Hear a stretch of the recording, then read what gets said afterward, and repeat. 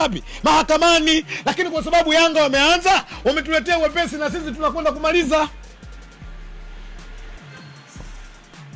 Koke kwa nguruwe, binadamu uchungu.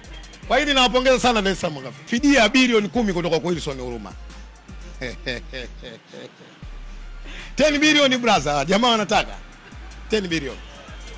Ile kesi nimepokea kwa namna mbili. Moja, nawapongeza Dar es Salaam Africans, lakini pili namsitiza Huruma aendelee kusimama katika msimamo wake, kusimamia kile ambacho anachokiamini.